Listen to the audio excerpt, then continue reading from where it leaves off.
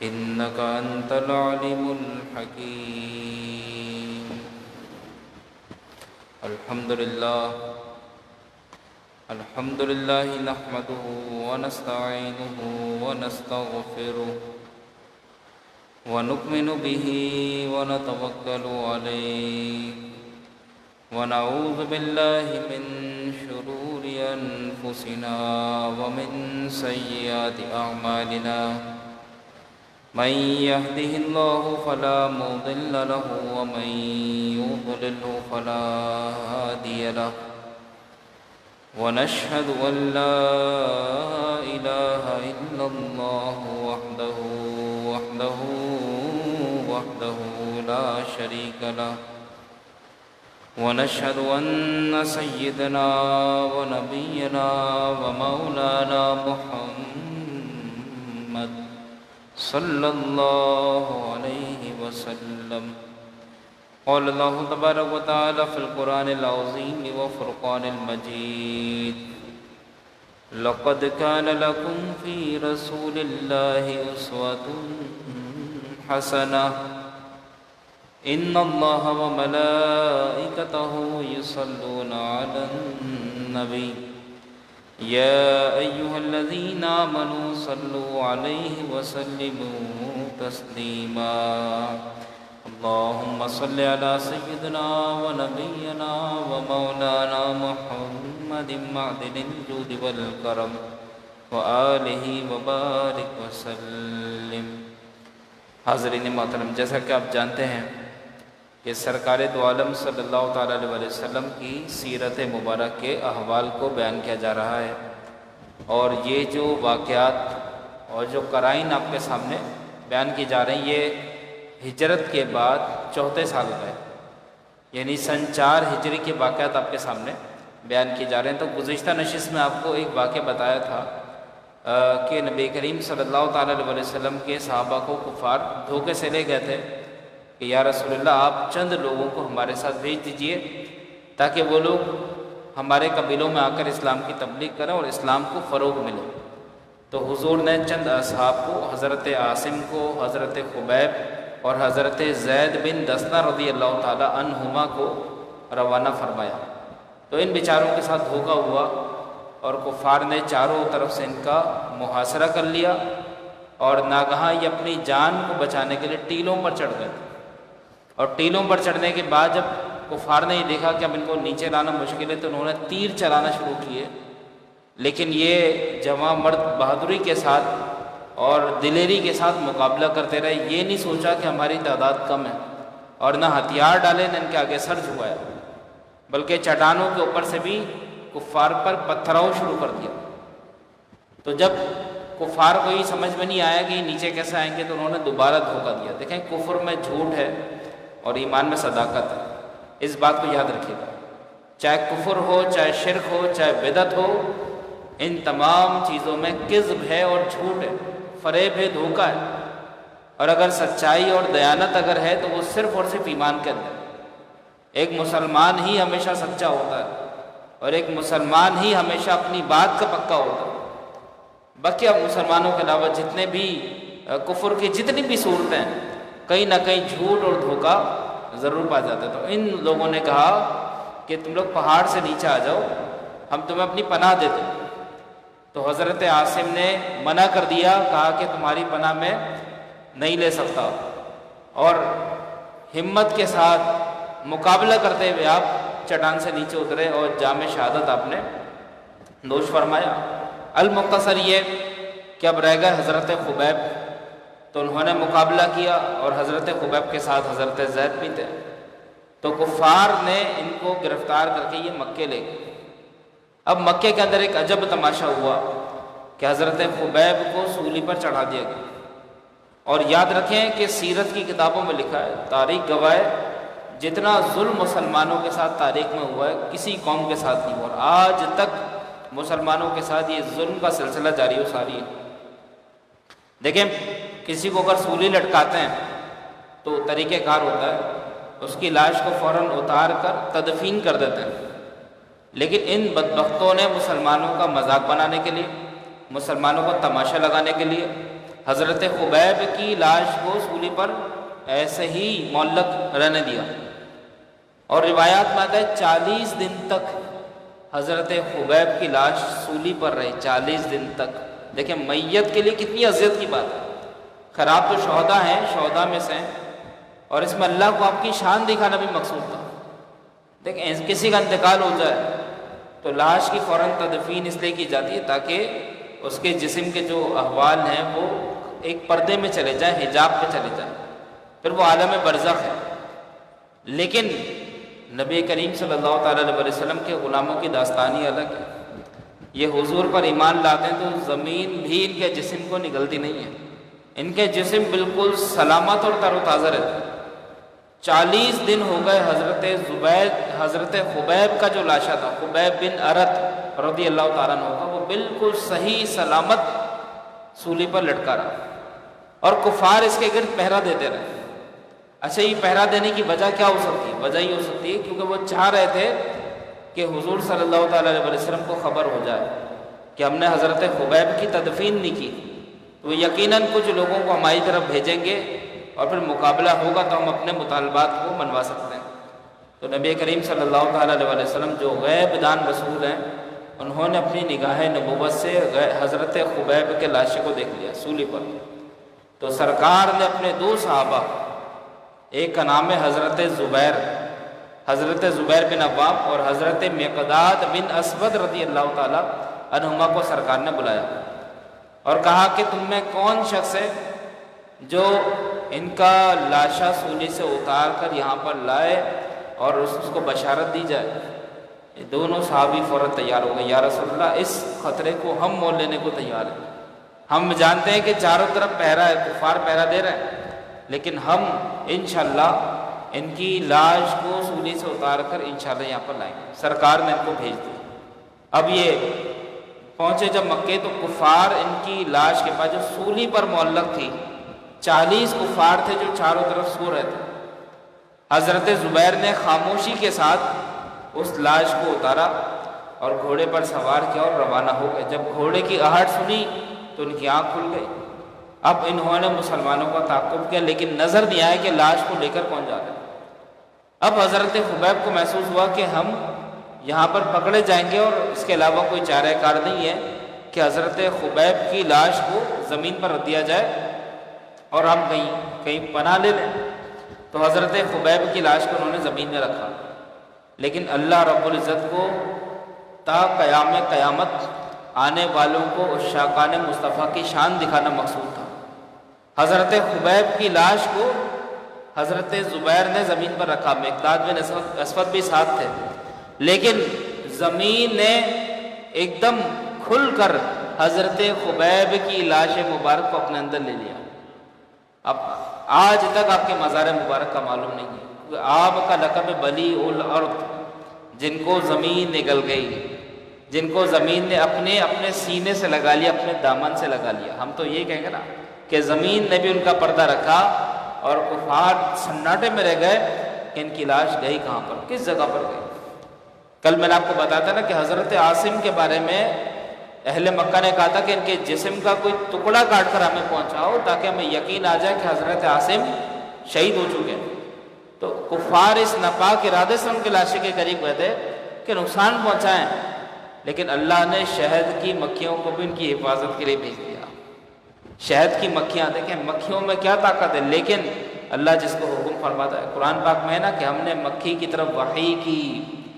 یہ جو شہد بنتا ہے یہ وحی کے ذریعے، وہ وحی نہیں جو نبیوں پر نازل ہوتی ہے، اللہ کا پیغام ہے۔ مثنوی شریف میں مولانا جلال الدین رومی رحمۃ اللہ علیہ نے یہ واقعہ لکھا ہے۔ جلال الدین رومی رحمۃ اللہ علیہ کی سند ہے اس واقعے پر۔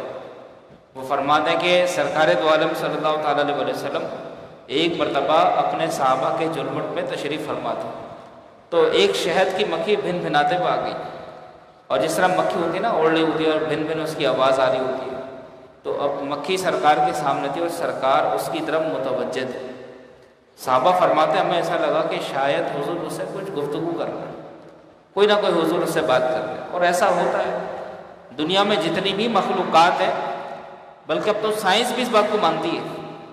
پہلے سائنس قرآن کا مذاق اڑاتی ہے. میں آپ کو بات بتا رہا ہوں، پہلے جتنے بھی سائنس سے جو بہت زیادہ متاثر تھے، یوں کہہ لیجیے جو سائنس کے غلام تھے، وہ یہ کہتے تھے کہ ان جانوروں کے اندر، کیڑوں کے اندر، ان مکوڑوں کے اندر کوئی بات چیت کا کوئی ذریعہ نہیں ہوتا، کوئی وے آف کمیونیکیشن ان میں نہیں ہوتا. پہلے اور قرآن کے اس واقعے کا مذاق اڑاتے تھے، جو سلیمان علیہ السلام کا واقعہ نا سورہ نمل کے اندر، کہ سلیمان علیہ السلام اپنے ایک قافلے کے ساتھ وادی نمل سے گزر رہے تھے. چونٹیوں کی وادی تھی جہاں پر کثرت سے چونٹیاں اور چینٹے پائے جاتے تھے. تو قرآن کہتا ہے کہ 3 میل کے فاصلے پر تھے حضرت سلیمان علیہ السلام.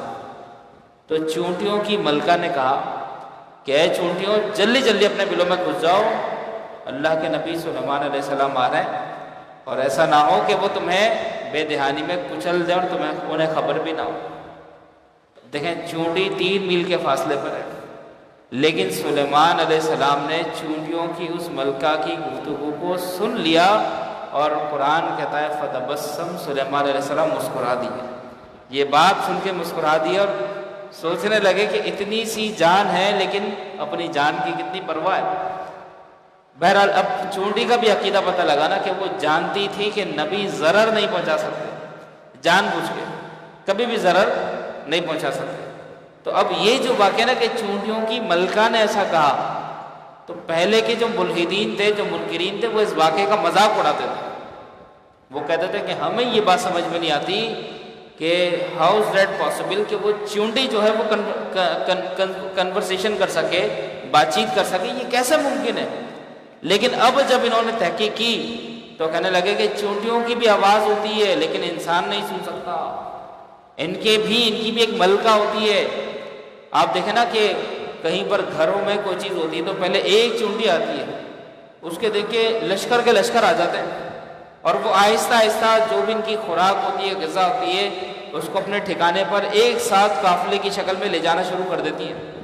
تو ان کو لیڈ کون کر رہا ہوتا ہے، گائیڈ کون کر رہا ہوتا ہے؟ ان میں ایک ملکہ ہوتی ہے جو ان کو پوری ڈائریکشن دے رہی ہوتی ہے کہ تمہیں جانا کہاں پر ہے، کیسے جانا ہے، کون سا راستہ ہمارے لیے شفاف ہے، کس جگہ سے گزرنا ہے، اور کون سے سرنگ میں جانا ہے.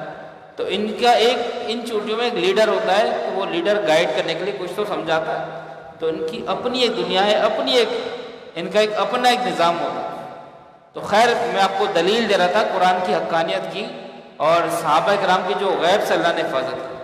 تو مثنوی شریف میں مولانا جلال الدین رومی رحمۃ اللہ علیہ لکھتے ہیں کہ حضور کو دیکھ کر ایسا معلوم ہو رہا تھا کہ گویا کہ سرکار اس شہد کی مکھی سے کچھ گفتگو فرما رہے ہیں. اب صحابہ کو تو ایمان تھا کہ وہ سمجھتے ہیں بولیاں سب کی، دیکھیں وہی بھرتے ہیں جھولیاں سب کی، وہ سمجھتے ہیں بولیاں سب کی، ان کو آتا نہیں زوال کبھی، قسمت جن کی وہ بدلتے ہیں. تو اب صحابہ کرام نے کہا وہ گفتگو کر رہی، تو جب وہ مکھی وہاں سے چلی گئی تو اللہ کے نبی پھر صحابہ کی طرف متوجہ ہوئے. تو کسی صحابی نے پوچھا یا رسول اللہ، یہ شہد کی مکھی صاحب کی کیا گفتگو چل رہی تھی؟ تو اللہ کے نبی نے فرمایا کہ بات یہ کہ شہد کی مکھی میرے پاس آئی اور میں نے اس سے پوچھا کہ تم اتنا میٹھا شہد کیسے بنا دیتے ہو؟ بھائی تمہارا طریقہ کار ہی ہوتا ہے کہ تم پھول کے اوپر بیٹھتی ہو اور پھول کا جو رس ہوتا ہے، جو نیکٹر ہوتا ہے، اس کو سک کرتی ہو، اس کو چوستی ہو. وہ تو کڑوا ہوتا ہے، تلخ ہوتا ہے، اور اس کو پھر اپنے چھتے میں جا کے تم میٹھا کیسے بنا دیتے؟ تمہارے جسم میں ایسا کیا کمال ہے؟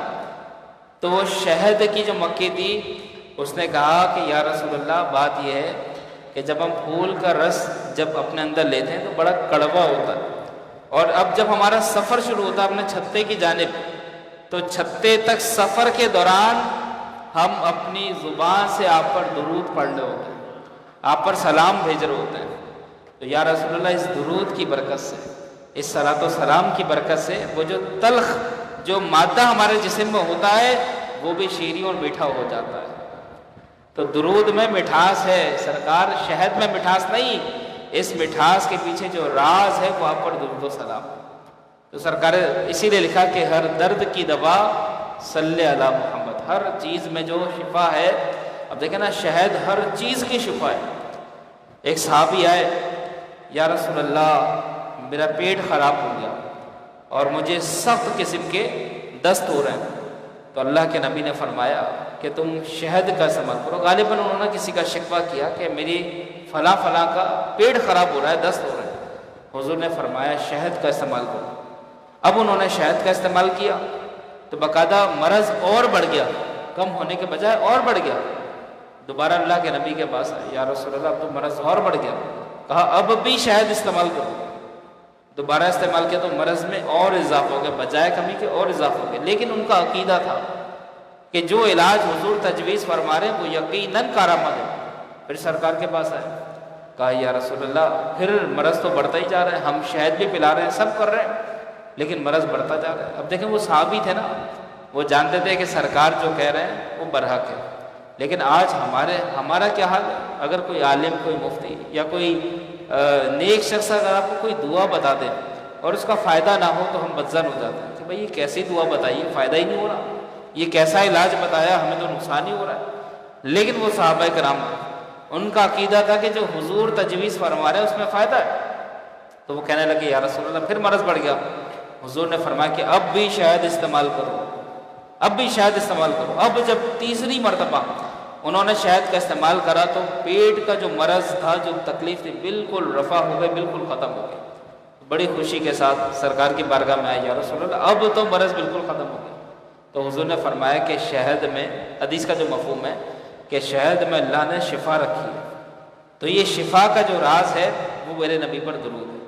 اور پھر ایک بات یہ بھی پتہ لگی کہ سرکار سب کی زبان جانتے ہیں، سب کی، اس دنیا کے اندر جتنی بھی مخلوقات ہیں سب کی زبان سرکار جانتے ہیں۔ بھئی آپ یوسف علیہ السلام کا واقعہ اثر میں سن رہے ہیں، آپ کو پتہ ہے کہ جب بادشاہ نے یوسف علیہ السلام کو دربار میں بلایا تو آپ نے فصیح عربی میں اس کو سلام کرا۔ تو بادشاہ کہنے لگا یہ کون سی زبان ہے جو آپ، تو کہا کہ اسماعیل علیہ السلام جو میرے جد امجد ہیں ان کی زبان ہے۔ پھر بادشاہ نے عبرانی زبان میں آپ سے بات کی تو یوسف علیہ السلام نے پھر عبرانی زبان میں بات کی تو بادشاہ کو وہ زبان، حالانکہ 70 زبانیں بادشاہ کو آتی تھی، یوسف علیہ السلام ایک سے ایک زبان بولتے گئے، بادشاہ سب سے بے بہرا ہو گیا کہ بھائی یہ تو میں جانتا نہیں۔ تو جب اللہ کے نبی یوسف علیہ السلام اتنی زبانیں جانتے ہیں تو بتائیں پھر میرے نبی کون کون سی زبانیں نہیں جانتے؟ میرے نبی تو سب جانتے ہیں۔ تو سرکار دو عالم صلی اللہ تعالیٰ علیہ وسلم سب کی زبانیں سمجھتے ہیں۔ بہرحال یہ حضرت خبیب کا واقعہ میں نے آپ کو بتایا کہ زمین نے ان کو نگل لیا۔ اس کے بعد حضرت زید بن دسنا رضی اللہ تعالیٰ عنہ، ان کو بھی سولی پہ لٹکایا گیا۔ اچھا ایک عجیب بات کہ جب حضرت زید کو سولی کی طرف لائے اہل مکہ تو ایک شخص تلوار، برہنہ تلوار لے کر آپ کے سامنے کھڑا ہوا تھا، تلوار چمک رہی تھی اس کے سامنے نا۔ تو ابو سفیان جو ابھی تک مسلمان نہیں ہوئے تھے، انہوں نے آ کے ایک بات کہی کہ زید ایک بات کا جواب دو۔ کہا کس بات کا؟ بھائی بات یہ ہے، یہ بتاؤ کہ تم اس وقت سولی کے سامنے کھڑے ہو اور یہ برہنہ تلوار تمہارے سامنے، موت کا ہر وقت خطرہ ہے، کیا ہی اچھا ہوتا کہ تمہاری جگہ محمد ہوتے۔ دیکھ اس سے اتنی بات کہی تھی کہ کیا ہی اچھا ہوتا تمہاری جگہ محمد ہوتے اور تم بچ جاتے، کیا تم اس بات کو پسند کرتے ہو؟ دیکھیں اب وہ یہ ابو سفیان نے یہ نہیں سوچا کہ بات کس سے کر رہے ہیں۔ ارے وہ ہستی جو سب کچھ سرکار پر لٹانے کے لیے تیار ہے، اگر ان کو صلح کرنی ہوتی تو سولی پر جاتے ہی نہیں، پہلے ہی معاہدہ کر لیتے، وہ تو اپنی جان دینے پر آ گئے۔ تو ابو سفیان نے ان کے ایمان کو پرکھنے کے لیے کہا کہ یہ بتاؤ کہ کیا ہی اچھا ہوتا کہ تمہاری جگہ یہاں پر محمد ہوتے اور ان کو سولی دے دی جاتی اور تم بچ جاتے۔ تو حضرت زید کو جلال آیا، ایک دم غصے میں رنگ پھک ہو گئے اور کہنے لگے کہ بات یہ ہے کہ تم سولی کی بات کرتے ہو، خدا کی قسم ہم تو حضور پر ایسا ایمان رکھتے ہیں کہ ہم تو یہ بھی نہیں چاہتے کہ ان کے قدموں میں بھی معمولی سا زخم آ جائے، تم سولی کی بات کرتے ہو، ہم تو یہ بھی گوارا نہیں کرتے کہ سرکار کو کوئی معمولی تکلیف ہو جائے، ہم تو ایسے اہل محبت ہیں، سولی تو بہت بڑی بات ہے۔ اب یہ بات جب ابو سفیان نے سنی تو اس کے کمنٹس کیا تھے، وہ کہنے لگے کہ میں نے بڑے بڑے بادشاہوں کو دیکھا، دنیا کے بڑے بڑے بادشاہوں کو دیکھا ہے، لیکن محمد کے جو غلام ہیں ان جیسا غلام کسی کو نہیں دیکھا۔ سامنے برہنہ تلوار ہے، سولی سامنے ہے، لیکن وہ کہہ رہا ہے کہ سولی تو بڑی بات ہے، حضور کے قدموں میں معمولی زخم آ جائے ہم تو یہ بھی برداشت نہیں کرتے۔ بہرحال تلوار سے آپ کا جو سر ہے وہ قلم کر دیا گیا۔ اور اس طرح آپ نے اپنی جان کو جان آفرین کے سپرد کیا۔ تو یہ سن 4 ہجری کا واقعہ ہے۔ نبی کریم صلی اللہ تعالیٰ علیہ وسلم کو ان واقعات کی خبر ملی تو سرکار کو بڑا افسوس ہوا۔ اس کے بعد ایک اور واقعہ پیش آیا، واقعہ بئر معونہ، سفر کے مہینے میں سن 4 ہجری میں یہ مشہور واقعہ پیش آیا۔ اور اس واقعے کو المختصر میں آپ کو بتا دوں کہ ابو برا عامر بن مالک یہ ایک شخص تھا جو اپنی بہادری کی وجہ سے، اس کا جو لقب تھا نا، لوگ اس کو کہتے تھے ملاعب الاسنا، ملاعب الاسنا، برچھیوں سے کھیلنے والا، تلواروں سے کھیلنے والا، یہ اس کا لقب تھا۔ تو یہ شخص سرکار کی بارگاہ میں آیا، یعنی اتنا بہادر شخص جس کے چرچے پورے عرب میں، اب وہ حضور کی بارگاہ میں آیا تو حضور علیہ السلام کی عادت مبارکہ تھی کہ جو حضور کی بارگاہ میں آتا حضور اسلام کی بات کرتے، حضور دین کی بات کرتے۔ تو حضور نے اس کو کہا کہ بھئی تم بڑے بہادر شخص ہو، اسلام قبول کر لو۔ تو اس شخص نے نہ تو اسلام سے محبت کا اظہار کیا نہ نفرت کا اظہار کیا، یعنی بالکل نیوٹرل رہا۔ ایسا نہیں کہ اسلام کے خلاف نفرت آمیز کلمات کہے ہوں یا محبت بھرے کلمات کہے ہوں۔ ہاں، ایک بات کس نے حضور کو امید دلائی، کہا کہ یا رسول اللہ آپ اپنے چند صحابہ کو لیجئے اور آپ ہمارے وطن بھیج دیں۔ وہ جو صحابہ انشاءاللہ مجھے امید ہے کہ ہمارے وطن کے لوگ ان کی بات سن کر اسلام لے کر آ جائیں گے۔ اس نے حضور کو راستہ ضرور دکھا دیا، خود ایمان قبول نہیں کرا، لیکن ایک راستہ دکھا دیا کہ جس دین کی دعوت آپ دے رہے ہیں نا، آپ چند صحابہ کو منتخب کریں اور ہمارے ملک میں بھیج دیں، انشاءاللہ ہمارے اہل وطن مسلمان ہو جائیں گے۔ تو سرکار نے فرمایا کہ مجھے نجد کے کفار سے خطرہ ہے، بھیجنے کو تو میں تیار ہوں، لیکن نجد کے جو کفار ہیں، نجد سعودی عرب میں ایک جگہ ہے، سعودیہ کا صوبہ ہے نجد، کہا کہ نجد کے کفار سے مجھے خطرہ ہے، اس وجہ سے صحابہ کو میں بھیجتا نہیں۔ تو انہوں نے جواب دیا، ابو عامر نے کہا کہ یا رسول اللہ ضمانت میں دیتا ہوں، آپ اپنے صحابہ کو بھیجیں۔ تو سرکار نے 70 صحابہ کا انتخاب فرمایا، 70 صالحین کا انتخاب فرمایا جو قرہ کہلاتے تھے، یعنی قاری صحابہ تھے، قرآن پاک کو بڑی خوبصورتی سے پڑھنے والے تھے۔ تو جب یہ حضرات بئر معونہ پر پہنچے تو ٹھہر گئے، اور صحابہ کرام کے قافلے سالار، یعنی سرکار نے جن کو قافلہ سالار بنایا تھا نا، ان کا نام تھا حضرت حرام بن ملحان رضی اللہ تعالیٰ عنہ، حضرت حرام ان کا نام تھا۔ تو ان کو حضور نے قافلے کا سالار بنایا تھا۔ تو نبی کریم صلی اللہ تعالیٰ علیہ وسلم کا خط لے کر عامر بن طفیل کے پاس اکیلے تشریف لے گئے، حضرت حرام جو تھے وہ اکیلے تشریف لے گئے۔ تو عامر بن طفیل یہ ایک اپنے قبیلے کا رئیس تھا، اور ابو برا جس کی سرکار سے بات ہوئی تھی جو پہلوان مشہور تھا، یہ اس کا بھتیجا تھا۔ تو اس نے کیا کرا کہ خط کو، اس کو چاہیے تھا پہلے پڑھ لیتا، جس کے سامنے یہ خط لے کر گئے تھے پہلے اس کو پڑھ لیتا پھر دیکھتا کہ بات کیا ہے، لیکن اس کے دل میں اسلام کا اتنا بغض تھا کہ اس نے خط کو پڑھا بھی نہیں، اور دور سے ایک شخص کو اشارہ کرا جس نے پیچھے سے حضرت حرام کو نیزہ مار دیا اور آپ شہید ہو گئے۔ خط پڑھنے کے بعد اگر وہ نیزہ مارتا تو ایک اور بات ہوتی، تو پتہ لگا کفار کے دل میں بغیر دلیل بھی اسلام کی نفرت ہوتی، وہ دلیل جاننا نہیں چاہتے، وہ بس یہ کہتے ہیں کہ ہمارے سامنے کلمہ نہیں پڑھو، وہ سب یہ کہتے ہیں کہ ہمارے سامنے اسلام کا اظہار نہیں کرو، ہمیں اسلام کے نام سے ہی نفرت ہے۔ اور جو ایسے لوگ ہوتے ہیں جو صرف نام سے نفرت رکھتے ہیں بلکہ اسلام کے بارے میں سننا بھی نہیں چاہتے، اصل دہشت گرد اور انتہا پسند ہوئے۔ بھائی دنیا کا قاعدہ ہے، جب جنگیں لڑی جاتی ہیں، جب کسی کی مخالفت کی جاتی ہے تو پہلے اس کے موقف کو سمجھا جاتا ہے، لیکن حضرت حرام کی شہادت سے ہمیں یہ ثبوت ملتا ہے کہ تاریخ میں بھی دنیا میں ایسے کافر گزرے ہیں جو صرف یہ جانتے تھے کہ اسلام سے ہمیں بغض ہے اور اسلام کے نام سے ہی وہ نفرت کرتے تھے۔ تو حضرت حرام جو ہے وہ شہید ہو گئے، اور آس پاس کے قبائل رال اور زکوان اور قبیلہ بنو لحیان وغیرہ کو جمع کر کے ایک لشکر تیار کر لیا ان لوگوں نے، کفار نے، اور صحابہ کرام پر حملے کے لیے روانہ ہو گئے۔ انہوں نے کہا کہ حضرت حرام کو تو شہید کر دیا، اب ان کے ساتھ جو 70 قرہ صحابہ ہیں ان کو بھی شہید کرو۔ حضرات صحابہ کبار رضی اللہ تعالیٰ عنہ نے بئر معونہ کے پاس بہت دیر تک حضرت حرام کا انتظار کرتے رہے، کیونکہ صحابہ کو تو نہیں پتا تھا کہ وہ تو شہید ہو گئے، صحابہ یہاں پر انتظار کرتے رہے۔ مگر جب بہت دیر ہو گئی تو یہ لوگ آگے بڑھے، اور راستے میں عامر بن طفیل کی فوج سے سامنا ہو گیا، جنگ شروع ہو گئی، اب باقاعدہ جنگ آ گئی۔ اب جب جنگ شروع ہو گئی تو کفار نے عمرو بن امیہ زمری رضی اللہ تعالیٰ عنہ کے علاوہ تمام صحابہ کرام کو شہید کر دیا. انا للہ و انا الیہ راجعون. بس ایک صحابی بچے، 70 میں سے صرف ایک صحابی بچے جن کا نام تھا عمرو بن امیہ. تو انہی شہداء کرام میں حضرت عامر بن فہیرہ بھی شامل تھے، جن کے بارے میں عامر بن طفیل کا بیان ہے کہ قتل ہونے کے بعد عامر بن فہیرہ مشہور صحابی ہیں، اور ان کے بارے میں دشمن اسلام جس کا نام تھا عامر بن طفیل، دونوں کے نام عامر ہیں، مسلمان کا نام بھی عامر اور کافر کا نام بھی عامر ہے.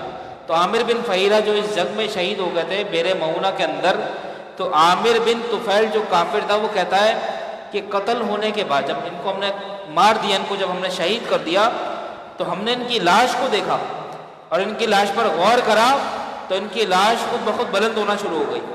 جیسے زمین پر لاش ہے اور لاش خود بخود بلند ہونا شروع ہو گئی، اور ہم نے یہ دیکھا کہ لاش اتنی بلند ہوئی کہ آسمان تک پہنچ گئی. یعنی زمین سے بھی عامر بن فہیرہ جو ہے صحابی رسول ہے، زمین سے ان کی لاش بلند ہونا شروع ہوئی اور آسمان کی بلندیوں پر پہنچ گئی.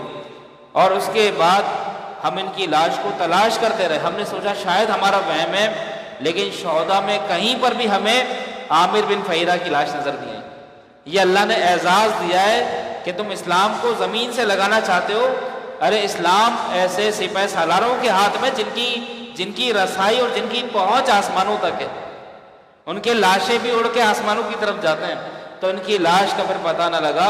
اور جب نبی کریم صلی اللہ تعالیٰ علیہ وسلم کو ان کے بارے میں علم ہوا، حضرت عامر بن فہیرہ کے بارے میں، تو سرکار نے فرمایا کہ آسمان پر فرشتوں نے ان کی تدفین کر دی. قبریں تو زمین پر بنتی ہیں، لیکن ایک صحابی کی قبر آسمانوں پر بھی ہے، اور ان کا نام ہے حضرت عامر بن فہیرہ. اور یہ بخاری کی روایت ہے کہ حضور نے فرمایا کہ ان کی لاش کو فرشتوں نے دفن کر دیا آسمانوں میں. اور حضرت عمرو بن امیہ زمری جو بچ گئے تھے، 70 صحابہ تو شہید ہو گئے اور عمرو بن امیہ زمری بچ گئے. تو عامر بن طفیل نے ان کو یہ کہہ کر چھوڑ دیا کہ میری ماں نے غلام آزاد کرنے کی منت مانی تھی، تو لہذا میں تمہیں آزاد کرتا ہوں. گویا کہ احسان کر رہا ہے ان کو چھوڑ کے. عمرو بن امیہ کو کہنے لگا کہ میری ماں نے چونکہ ایک منت مانی تھی، لہذا ان کی منت کو پورا کرنے کے لیے میں آپ کو آزاد کر رہا ہوں. اور پھر اس نے اپنی ایک مشرکانہ رسم ادا کی. عمرو بن امیہ کو اپنے پاس بلایا، ان کے سر کے بال پکڑے اور چوٹی سے بال کاٹ دیے اور کہا کہ جاؤ، ہم نے تمہیں آزاد کیا. حضرت عمرو بن امیہ وہاں سے چل کر جب مقام کرکرہ میں آئے تو ایک درخت کے سائے میں ٹھہر گئے. وہیں قبیلہ بنو کلاب کے 2 آدمی بھی ٹھہرے ہوئے تھے. جب وہ دونوں سو گئے تو حضرت عامر بن امیہ رضی اللہ تعالیٰ عنہ نے ان دونوں کافروں کو قتل کر دیا. موقع پا کے قتل کر دیا، جنگ میں ہی بالکل جائز ہے. جب وہ سو گئے نا، 2 کفار تھے، آپ کو اپنی جان کا خطرہ تھا، تو جان بچانا تو فرض ہے، تو ان کے سونے کا انتظار کرتے. جب وہ سو گئے تو آپ نے ان کو واصل جہنم کر دیا، اور یہ سوچ کر دل میں خوش ہوتے رہے کہ میں نے صحابہ کرام کے خون کا بدلہ لے لیا. یہ 2 بڑے کفار تھے، ان کو میں نے مار دیا. اچھا، ان کے علم میں یہ بات نہیں تھی کہ یہ جو جن 2 کو میں نے مارا ہے سرکار ان کو پناہ دے چکے تھے، سرکار نے ان کی جان کی ضمانت لی تھی. تو جب نبی کریم صلی اللہ تعالیٰ علیہ وسلم کے علم میں یہ بات آئی کہ عمرو بن امیہ کے ہاتھوں وہ 2 شخص مارے گئے جن کی ضمانت ہم نے لی تھی، تو سرکار دو عالم صلی اللہ علیہ وسلم کو اس بات کا بڑا دکھ ہوا. سرکار کئی دن تک صدمے میں رہے، کیونکہ سرکار نے ان کی ضمانت لی بھی تھی، لیکن سرکار نے عمرو بن امیہ کے اوپر کوئی ناراضگی ظاہر نہیں کی، کیونکہ ان کو پتہ نہیں تھا، لا علم تھے.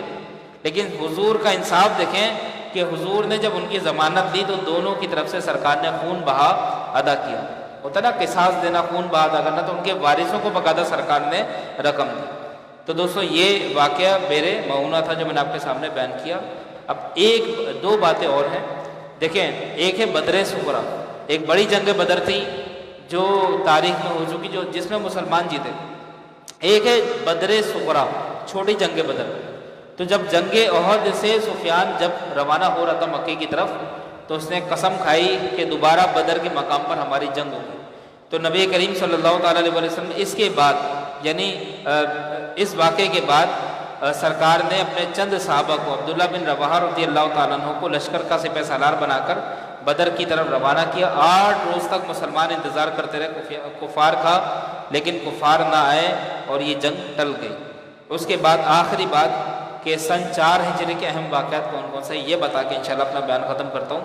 سن 4 ہجری، اسی سال غزوہ بنو نذیر کے بعد جب انصار نے کہا یا رسول اللہ بنو نذیر کے جو اموال غنیمت ملے ہیں وہ سب آپ صلی اللہ علیہ وسلم ہمارے مہاجر بھائیوں کو دے دیجئے، ہم اس میں سے کسی چیز کے طلبگار نہیں۔ تو حضور نے خوش ہو کر ان کے لیے دعا فرمائی، انصار کے لیے حضور نے دعا فرمائی تھی، اللہم ارحم الانصار و ابناء الانصار و ابناء ابناء الانصار، اے اللہ عز و جل انصار پر، انصار کے بیٹوں پر اور انصار کے بیٹوں پر رحم فرما۔ انصار اپنے حصے سے دستبردار ہو گئے، کہا کہ یا رسول اللہ مال غنیمت کا جو بھی حساب مہاجرین کو دے دیں۔ یہ سن 4 ہجری کا واقعہ ہے۔ اسی سال نبی کریم صلی اللہ تعالیٰ علیہ وسلم کے نواسے اور حضرت عثمان غنی کے شہزادے حضرت عبداللہ بن عثمان رضی اللہ تعالیٰ عنہ کی آنکھ میں ایک مرغ نے چونچ مار دی۔ آپ نے ایک مرغ پالا ہوا تھا، تو اس مرغ کی چونچ جو تھی وہ آپ کی آنکھ میں لگ گئی، اور جس کے صدمے سے وہ رات بھر تڑپ کر وفات پا گئے۔ حضرت عثمان غنی کے 2 بیٹے تھے، ایک کا نام تھا عبداللہ بن عثمان، تو ان کی شہادت ہو گئی۔ تو مرغ نے جو آنکھ میں چونچ ماری تھی، اس سے آپ زخمی ہو کر جام شہادت آپ نے نوش فرمایا۔ اسی سال نبی کریم صلی اللہ تعالیٰ علیہ وسلم کی زوجہ محترمہ جن کا نام تھا زینب بنت خزیمہ، ان کی وفات ہو گئی۔ سن 4 ہجری میں سرکار کی زوجہ حضرت زینب کا انتقال ہوا۔ اسی سال نبی کریم صلی اللہ تعالیٰ علیہ وسلم نے حضرت ام سلمہ رضی اللہ تعالیٰ عنہا سے نکاح فرمایا۔ یہ ام سلمہ وہ ہیں جو ازواج مطہرات میں جنہوں نے سب سے لمبی عمر پائی، اور واقع کربلا کے وقت آپ زندہ تھی، حیات تھی، حضرت ام سلمہ۔ اسی سال نبی حضرت علی رضی اللہ تعالیٰ عنہ کی والدہ ماجدہ حضرت فاطمہ بنت اسد رضی اللہ تعالیٰ عنہ نے وفات پائی، اور حضور صلی اللہ تعالیٰ علیہ وسلم نے اپنی قمیص مبارک ان کو بطور کفن عطا فرمائی، اور حضور نے ان کی قبر پر باقاعدہ پہنچ کر حضور ان کی قبر میں لیٹ گئے۔ حضرت فاطمہ بنت اسد کی قبر میں سرکار لیٹ گئے اور فرمایا کہ یا اللہ ان کی قبر کو تعدد نگاہ وسیع فرما۔ نبی کریم صلی اللہ تعالیٰ علیہ وسلم حضرت عمر بن عبدالعزیز رضی اللہ تعالیٰ عنہ سے روایت ہے، صرف 5 ہی میتیں ایسی ہیں جن کی قبر میں حضور خود اترے۔ 5 میتیں ہیں جن کی قبر میں سرکار خود اترے۔ سب سے پہلے حضرت خدیجہ، اس کے بعد حضرت عبداللہ، حضرت خدیجہ کا ایک لڑکا، یعنی حضرت خدیجہ کی قبر میں بھی سرکار اترے، اور حضرت خدیجہ کے ایک بیٹے تھے غالباً ہند بن ابی حالہ، اور اس کے علاوہ عبداللہ بن مزنی جن کا لقب ذوالجبادین تھا، ان کی قبر میں بھی سرکار اترے۔ حضرت بی بی عائشہ رضی اللہ تعالیٰ عنہا کی والدہ ماجدہ ام رومان، ان کی قبر میں بھی سرکار اترے، اور 5ویں حضرت فاطمہ بنت اسد جو حضرت علی کی والدہ، ان کی قبر میں سرکار اترے۔ اسی سال شعبان سن 4 ہجری کو امام علی مقام امام حسین کی پیدائش ہوئی، یعنی 3 ہجری میں امام حسن پیدا ہوئے، اور سن 4 ہجری میں امام حسن کی ولادت ہوئی۔ اسی سال ایک یہودی نے ایک یہودی کی عورت کے ساتھ زنا کیا، اور یہودیوں نے یہ مقدمہ بارگاہ رسالت میں پیش کیا، تو آپ نے تورات اور قرآن دونوں کتابوں کے فرمان کی روح سے اس کو سنگسار کرنے کا حکم جاری فرمایا۔ اسی سال طعمہ بن ابی رق نے جو مسلمان تھا چوری کی، تو سرکار دو عالم صلی اللہ تعالیٰ علیہ وسلم نے اس کے ہاتھ کاٹنے کا حکم دیا۔ ایک مسلمان نے چوری کی تو سرکار نے حکم دیا ہاتھ کاٹ دو۔ وہاں بھی اس نے چوری کی اور اہل مکہ نے اس کو قتل کر ڈالا، اور اس پر دیوار گر پڑی اور وہ مر گیا۔ اچھا، ایک قول یہ بھی تھا کہ یہ شخص مرتد بھی ہو گیا تھا۔ تو بعض مورخین کے نزدیک شراب کی حرمت کا حکم بھی اسی سال نازل ہوا، اور بعض کے نزدیک سن 6 ہجری میں، اور کچھ کے نزدیک شراب کی جو حرمت ہے وہ 8 ہجری میں باقاعدہ نازل ہوئی۔ تو یہ جتنے بھی واقعات میں نے آپ کو سنایا، یہ مدارج نبوت میں شیخ محقق شاہ عبدالحق محدث دہلوی رحمۃ اللہ علیہ نے بیان فرمایا۔ اللہ تعالیٰ سے دعا ہے کہ اللہ تعالیٰ ہمیں عمل کی توفیق عطا فرمائے۔ بسم اللہ۔